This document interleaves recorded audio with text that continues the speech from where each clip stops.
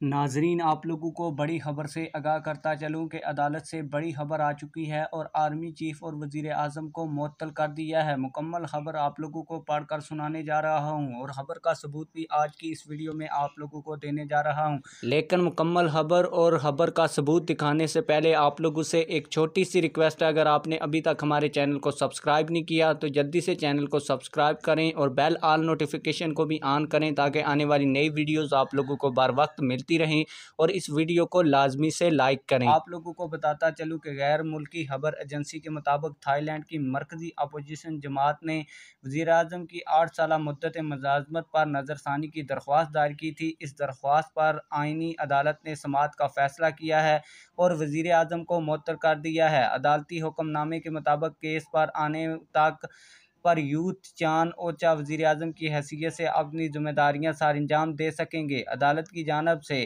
چان اوچھا کو جواب جمع کروانے کے لیے 15 روز کا وقت دے دیا گیا ہے۔ خبر ایجنسی کے مطابق اپوزیشن کی جانب سے دائر درخواست میں موقف اختیار کیا گیا تھا کہ وزیر اعظم کا فوجی سربراہ کے طور پر حکومت میں گزرا ہوا وقت بھی آئینی طور پر طے شدہ 8 سالہ مدت میں شمار ہونا چاہیے۔ خیال رہے کہ 2014 میں تھائی لینڈ کے آرمی چیف پریوت چان اوچا نے منتخب حکومت کا تختہ الٹنے کے بعد اقتدار سنبھالا تھا، جس کے بعد وہ 2019 میں فوج کے تیار کردہ آئین کے تحت ہونے والے انتخابات کے بعد سویلین وزیر اعظم بنی تھے۔ تھائی لینڈ میں آئندہ عام انتخابات اگلے سال مئی میں ہونے جا رہے ہیں۔